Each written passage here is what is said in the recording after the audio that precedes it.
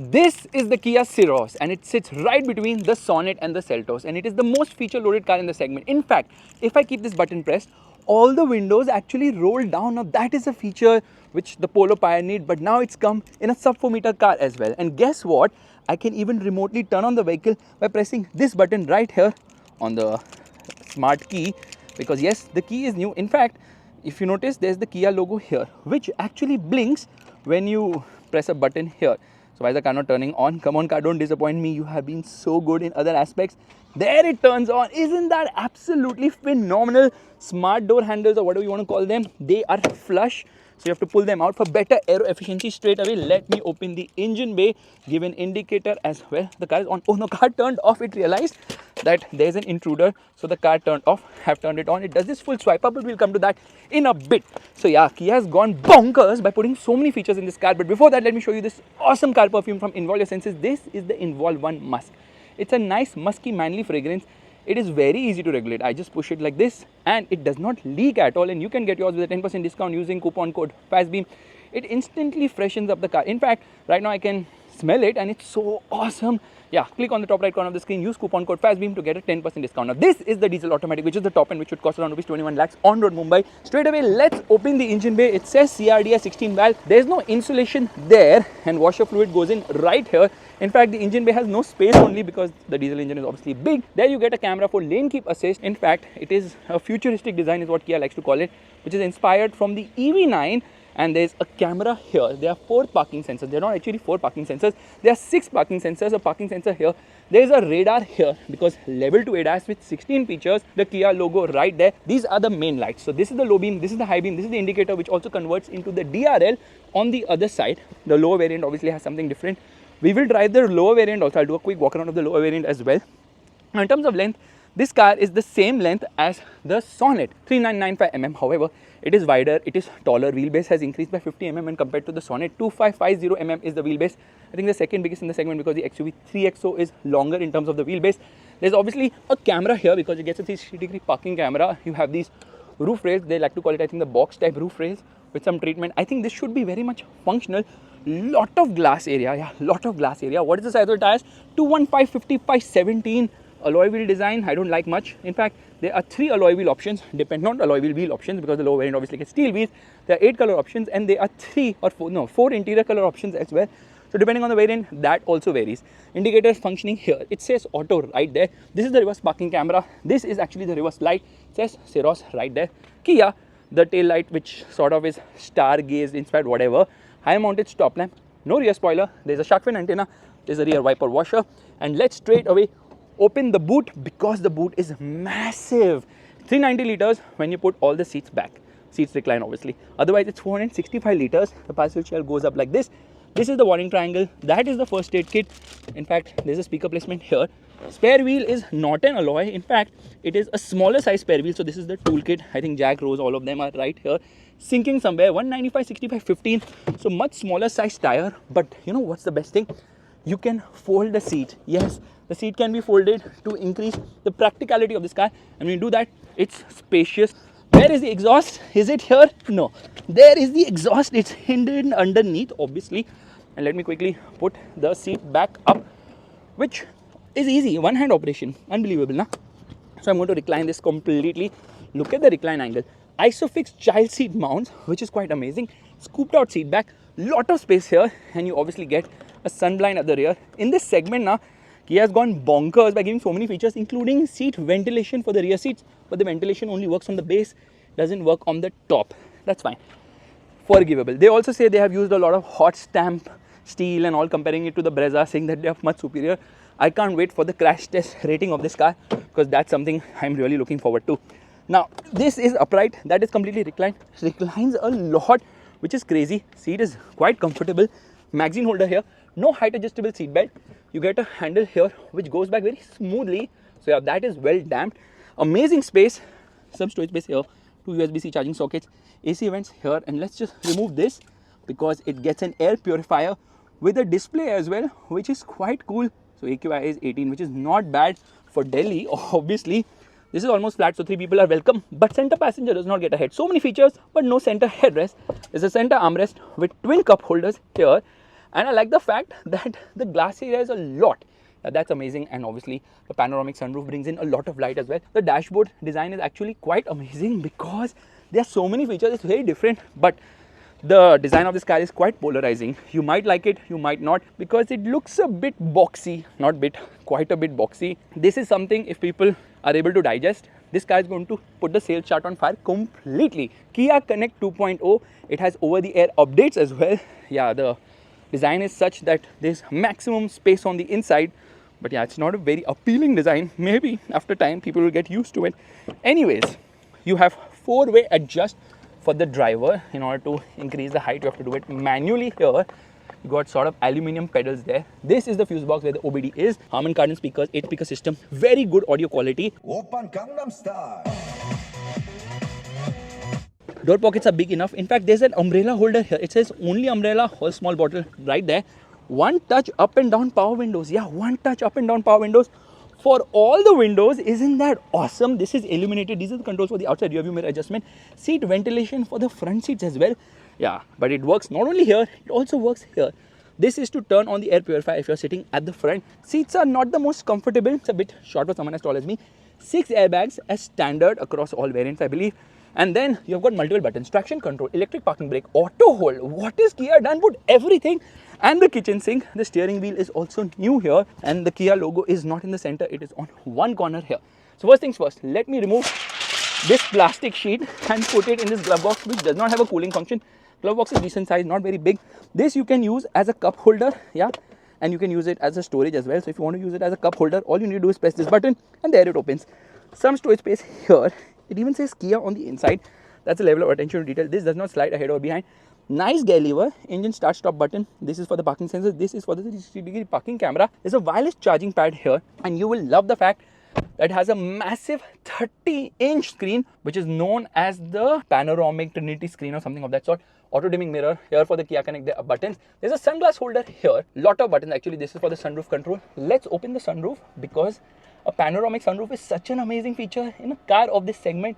A sub 4-meter car getting features more than cars which are much more expensive. But yes, just one button, so yeah, it becomes a bit difficult to operate.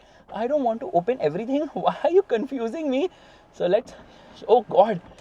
So they could have had multiple buttons to make sure this whole operation is super duper smooth. But unfortunately, it is not. There is a mirror here.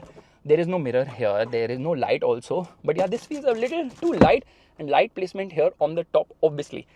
So what has changed? This whole thing is just amazing. Firstly, it has a tire pressure monitor, which you can see right there. And then I can browse through a lot of stuff because service messages. There's obviously a compass, and this is for the ADAS display. Here, I can browse through so many things. So I just have to press a button to come down from this menu. I need to press the OK thing. Yes, and there it is giving me information about the vehicle. Then I can get into what is the UER level, because obviously this is a diesel. There's a tire pressure monitor. I can browse through so much stuff, which is quite amazing because this is super easy to use. Yeah, this is so easy to use. And this cluster is also quite nice. This engine revs all the way till 5000 RPM, more than 5000 RPM. That's quite amazing. A lot of buttons here. This is for ADAS obviously, and this is to browse through that particular screen. Meanwhile, these are the buttons for the audio system. Traction mode, drive mode on the steering wheel as well. So I press a button, I can change them. Yes, that is quite cool. Everything in the driver's hand. 2-spoke steering wheel, paddle shifters have been given, automatic headlights, automatic wipers are not there here. There are no rain sensing wipers here, which is surprising considering so many features are available. Meanwhile, some physical buttons, volume controller like this, which is quite good. Some AC controls here, but there's a 5-inch display here for the air conditioning system, which is actually quite nice. Makes it super easy to use this air conditioning system. Let me turn it off. Is it off or not? Yeah, it's off actually. Meanwhile, this is a 12.3-inch screen. This is also 12.3-inch screen. Now, this is the new screen, which is very easy to use. Firstly, it has got Apple CarPlay and Android Auto, which works wirelessly now. And then I can change the theme from here. So just check this out. Okay, I'm changing the themes. I can have circle, I can have simple, and then I have multiple styles here as well, which is basically changing the colors. So this is something which is very cool in this car, that there are so many customization options, and it's a very easy screen to use because everything is just super awesome. Let's get into vehicle here. So I can change a lot of stuff. There's ambient lighting in this car, and there are 64 colors for the ambient lighting. Yes, 64 colors, and you can change it either for the upper or lower part of the vehicle. Amazing. Now, obviously, it has got a 360-degree parking camera. This is the 360-degree parking camera. There's no sunroof on the vehicle, which has been shown. Super easy to browse here, and then there are multiple modes. Obviously, the adaptive guidelines, which work really nice. Let me come out of this menu and show you how slick it is to use. So obviously, because this is a Kia, it has sounds of nature, it has a valet mode, it has inbuilt sports data as well, cricket, football and all you can see. And then there are voice commands in Hindi also. Now they've added Bengali too, which is super duper awesome. So let me do one thing, let me show you this as well. So you push it and there you can put the 12 volt. This is for the, why is it not shutting? Nope. Okay, there is something amiss here. Oh, I was not pressing it properly. USB-C charging socket, another USB-C. Here you can decide whether you want charging or whether you want to connect to the car by wired phone projection, which is Apple CarPlay and Android Auto. Obviously, the steering wheel is adjustable only for height. Yeah, that's it. Steering is I'm trying whether it's adjustable in any other way. No, it's adjustable only for height. And when I turn off the car, it does this nice animation as well. Yeah, with the Kia logo coming there. Let's turn on the car once again. It'll do a full swipe up there. Gives you a lot of information because I think it has got 20 safety features as standard too, which is quite amazing. So as I see it, this car will sell mostly for its features and powertrain options. But how is the feature list for the lower variant? Actually, this is the top variant for the manual. This is the HTX. There's the HTX Plus over this, which also gets a dash cam, and the top end is the HTX Plus option. This being the petrol manual actually is the best variant to buy according to me, because Kia has finally given us a manual with this engine. So what all is missing here? Firstly, this car does not get a radar here because there is no ADAS here at all. In fact, that is the reason why it has got 4 sensors and not 6. So the side sensors have been removed. The engine is the 1 liter turbo GDI motor. There is no insulation here. So what else has changed? Well, for starters, this car is running on 16-inch wheels. There is no 17-inch here. I don't like the alloy wheel design of this particular car because I think it looks a bit boring. It could have been a bit more adventurous, not very sporty as such. In terms of features, this is obviously decently kitted. But what is missing?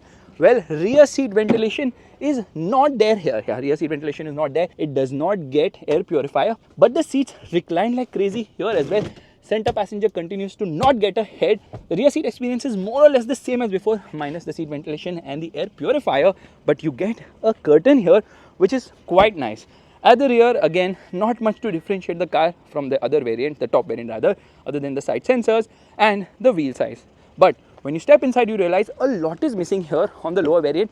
I don't understand why manual buyers don't deserve everything. For starters, there's no power seat here. This is completely manual. Seat ventilation has been given, which is a good thing. A lot of buttons are missing here, so they've actually converted this into a card holder. Otherwise, you have the electric parking brake and the auto hold function here, which again is a automatic specific thing.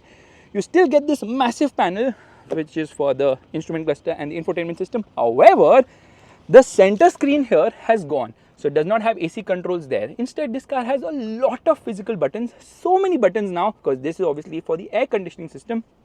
And they've completely changed this. Why have they done that? Because they had to remove a lot of stuff from here. Like the camera buttons have been shifted from here to here. And the camera, which is not a 360 degree anymore, has been shifted here. Air conditioning controls have been shifted obviously from here to here. So a lot of physical buttons, which actually is a good thing, honestly. What is this? This is actually the design. Yes, the design inspiration or whatever has been put right there. No auto dimming mirror. You get a proper handbrake here, because of which again things have changed. And this is basically cup holder. In the other model, obviously, you have cup holder which converts into storage as well, so you can shut that too. It actually does not say Kia here.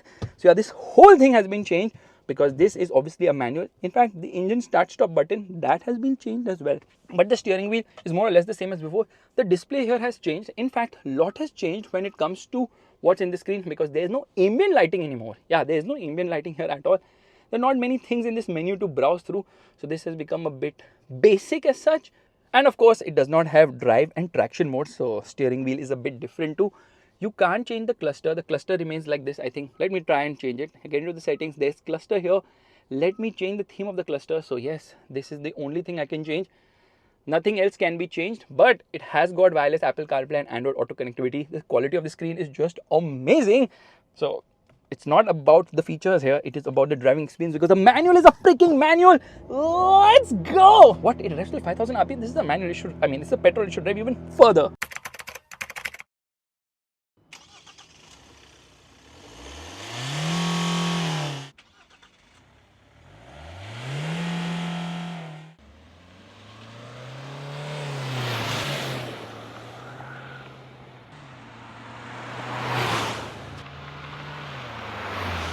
The animations are so cool. Anyways, it says do not leave children or pets alone in the car or anywhere else in the world.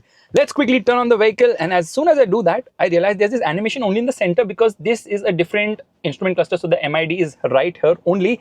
Let's browse through this. There is not much, so obviously this is a different sort of a cluster. We come into the where is the compass? I can't find the compass. What is wrong? There has to be the compass. No, no, no, no, no, no, no. Compass has vanished. Compass has vanished. Anyways, let's turn off the air conditioning right away. I'm going to turn off traction control. I'm going to keep this button pressed and traction control shuts off completely. Traction and ESC disabled. Handbrake down. A manual handbrake is a manual handbrake is a manual handbrake. And now it's the time to launch this car. Revving the motor. Let's do 5000 RPM in neutral. And off we go. Crazy amount of wheel spin. In fact, first gear 50 kilometers per hour, and there's wheel spin on upshift as well. That's the reason why a manual is a freaking manual. So it's so okay. There is a lot of understeer. This is the place to test the 0 to 100 km per hour acceleration of this car. Is it faster than the diesel? I hope so, because we'll run out of road very soon. So left foot on the clutch, revving the motor, and off we go. I did not give it too much acceleration so that I can prevent losing time out due to the wheel spins. And now we are into third gear. Come on, come on, come on, come on, come on, come on, come on. 0 to 100 kilometers per hour in 11.5 seconds. That's 1 second faster when compared to the diesel. And around the corners, this car actually feels good. However, the steering feel is better in the diesel somehow. Now the engine is smooth and refined, it's punchy, and because it's a manual, it is so much fun. For starters, Kia has given everything possible in this car. I mean, this is a low variant, still it has plenty of kit, like a panoramic sunroof is there, and ventilated front seats, and rear AC vents as well. Braking test!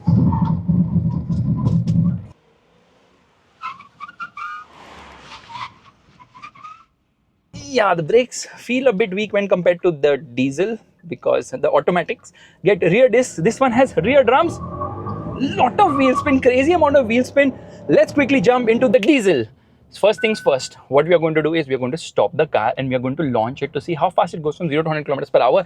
The only issue is, firstly, the tire pressure monitor is continuously telling me there's low pressure. This car is not going to reach 100 kilometers per hour by that circle. But anyways, left foot on the brake, right foot on the accelerator. Let's turn off the traction control completely, and there it is off. And off we go. Let's turn on the camera here. Camera, why are you not turning on? There it is. Nope, we just reached 80 kilometers per hour. Obviously, it's not a fast car. Yeah, there is body roll. Now, this is a road where we will probably touch 100 kilometers per hour. So let's reset this right away. Left foot on the brake, right foot on the accelerator, and off we go. So Kia says that they've improved the NVH levels of this car when compared to the other cars with the same engine, especially the Sonnet. And there's a minute improvement in terms of the NVH level. So this car is slightly bit more silent, and there 0 to 100 kilometers per hour in 12.8 seconds. Which is decent because this car is obviously having quite a lot of power, actually more torque, 115 horsepower, 115 PS of power, and the torque output is 250 Newton meters. There is lag lower down, but otherwise once in the mid-range, there's good amount of punch. There's no top end, although this car will redline all the way till 5000 RPM, and you've got paddle shifters as well. And when you touch the paddles now, it is actually telling you where you're heading. Nice! Display is actually quite good, which is actually very impressive how Kia has done the whole infotainment system and everything. Now this feels slightly stiffer when compared to the Petrol. The Petrol obviously is having a little softer ride. The ride here is on the stiffer side. Steering also slightly better in terms of feel here, but again not very feedback rich. There's a lot of body roll expectedly. So this isn't a car you would love to corner hard and fast. It's more oriented towards sedate driving, where it absolutely excels. Now it's a diesel, so you can hear it. It's upshifting at 4000 RPM, but I have got no manual control here. No, because they are paddle shifters now, so they have not given manual control on the gearbox here, which is a bit weird because Triptronic function obviously feels better than paddle shifters, so it will not hold on to a gear. Obviously, there are drive modes, so there's eco, there's normal, and there is sport. Eco, it's easy going. In normal, overall performance is good for the city, and sport mode gives you better acceleration, but again 12.8 seconds to go from 0 to 100 kilometers per hour is not really what I would call as fast, but then it gets very boomy in the higher end of the rev range. In terms of efficiency, diesel is obviously better. However, remember one thing, this diesel engine with the automatic gearbox is the least efficient as far as ARAI numbers go. So in the real world, expect around 10 to 12 kilometers per liter in the city, stretching to 15 kilometers per liter out on the highway. But practically speaking, a diesel automatic is the way to go. Efficiency in the real world is better with a diesel, obviously, and then the convenience of a diesel, because this is a torque converter automatic gearbox. It's not very fast with shifts, but it gets the job done. Around the corners, lot of roll. Tires have decent amount of grip. Now the Petrol which I was driving obviously had a smaller sidewall, like a bigger sidewall, because running on 16-inch wheels, so the ride seemed better there. Here it's slightly stiffer because of the additional weight of the diesel engine. So you have a manual, you have an automatic, you have both the options, and straight away let's do the brake test.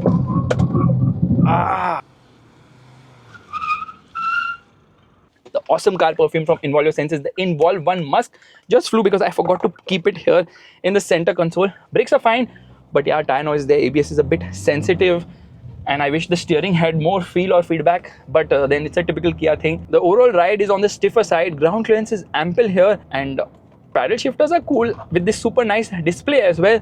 Not very engaging car to drive, but yes, engine has decent amount of grunt. Considering the size of the car, the engine does perform and gives you good amount of like highway as well as city performance, so not much you could ask for. As I see it, the diesel is definitely the one to opt for, but the diesel manual, because the diesel manual is stupendously efficient as far as my experience has been with the Creta over a year of time, because it was returning 20 kilometers per liter. So this being smaller and lighter should definitely do even better. Wheel spinning randomly here. Now let's do one thing. Let's get back to our Petrol, because somehow it feels so much more engaging and fun to drive. All thanks to the fact that it's a manual, and plus it's available in a lower variant, which means the pricing of this car will be the most attractive without a doubt. Firstly, it's manual, so you can cut around 1.5 lakh rupees from there itself, because manual is cheaper. Then a lot of features are not available here because it's a lower trim, which means that this is probably the best variant to buy as per me. Now it obviously depends on if you're looking to have a lot of features in your car, then you opt for the top end. But I absolutely love the fact that you can wheel spin yourself as much as you like. So quickly, I'm going to change the cluster theme here, not the theme, the color only. Only the color can be changed, which is a bit disappointing. They call it theme, but this is the green one if you want to do something which is obviously eco-friendly. And let me turn on the rear parking camera as well. The ride is good. It's a bit on the stiffer side, but it's compliant enough. But this is not a sporty car at all, because obviously the steering doesn't have much feel or feedback, and that's something you would always expect from a Kia or a Hyundai car, to be more neutral, to be more focused towards comfort than outright handling. And in that regard, trust me on this, it's a car which will please everybody because it's easy to drive. The steering is obviously on the lighter side, and when you push it around the corners, you realize that this is not meant to be pushed, because it understeers in plenty. Engine is revving, wheel spin is coming, so yeah, it kind of understeers, and it understeers a lot. So you don't push it really hard and fast, because then you will have to contend with all that understeer. The clutch is on the lighter side. The gearbox is really very slick. So yes, it's a lot of fun to drive this car. Even though it's just a 1 liter turbo petrol engine, it's a 3-cylinder. It makes 172 Newton meters of torque and 120 PS of power, which is good enough. It's quick. It is quick. And with the manual, it is so much fun. With the automatic, you get a 7-speed dual clutch gearbox, obviously, which is quick with shifts, fumbles a bit at lower speeds, but honestly, it's the manual which is just better because it's cheaper. However, if you want all the features, you will be like, I need the higher variant. Meanwhile, this thing is ringing at 120 kilometers per hour. I think it's ringing a bit earlier. In terms of efficiency, if you drive this car fast, you're not going to get any efficiency at all, because turbo petrol engines drink a lot more as you rev it harder and faster. It has a 45-liter fuel tank, but I expect it to return around 8 to 10 kilometers per liter in the city if you drive it a bit aggressively. However, out on the highway, this can return almost 14 kilometers per liter. I remember when I had the i20 N line long back and I used to drive it very aggressively, I used to get a mileage of 6 kilometers per liter. So if efficiency is what you need, you have to stay away from the petrol. Just get the diesel, because the diesel is a freaking diesel. Now let me downshift, come into third gear. It redlines at around 6,000 RPM, somewhere around that, which is fine. Low end lag is there, mid range is good and strong, top end isn't the best. So this engine, because it's small capacity, it is more oriented towards mid range performance rather than having too much of a top end, and it gets vocal. Actually, the road noise and the wind noise can be felt a bit too much here, especially out on the expressway where it's obviously very windy. Now let me quickly change the cluster mode again. And how do we come out of that? Yeah, just press this button and style C, the red one. Did we use the A1? Yeah, then we'll come to the C1. Turn on the rear camera. Obviously, There is no blind view monitor here, which is something I really miss. Other than that, I really don't miss many features in this car compared to the top end variant, obviously. Now, in terms of the pricing, the Sonnet is priced between 9.4 lakhs to 19 lakh rupees, and the Seltos starts at 13.25 lakhs, goes almost up to 25 lakhs. I'm obviously talking about on-road prices of these cars. So I expect this car to be priced right in between, which means that the price range will start somewhere approximately 11 lakh rupees on-road Mumbai, going up to 21 lakhs for the top end variant, which, considering the size of the car, might not seem worth it, but considering the features on offer, it's absolutely stellar. Now let's quickly talk about the mileage numbers. This car's claimed mileage is 18.2 kilometers per litre as per ARAI.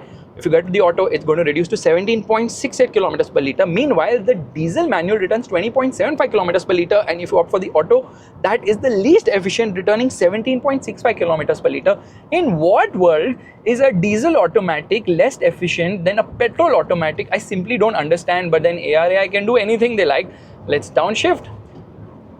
The ride is good at higher speeds as well, so they kind of ace the ride here, but the car is not sporty. There is obviously body roll. Expectedly, there has to be some body roll because obviously this is a car which is not oriented towards sporty driving, and because it's taller than the Sonnet, the height obviously plays a big role here in kind of spoiling the handling. Not that the Sonnet is a great handler, but you get the gist. This is a little top heavy, and there is body roll and fast tag work, so we just wheel spin and leave from here. First gear, 50 kilometers per hour, 6,600 RPM red line. In second, what does it do? It does 92 kilometers per hour, again 6,600 RPM red line. And in third gear, it will cross 120 kilometers per hour. Let's come into sixth right away. And in sixth, at 100 kilometers per hour, the RPM needle is ticking at around 2,300 RPM, which is quite comfortable actually.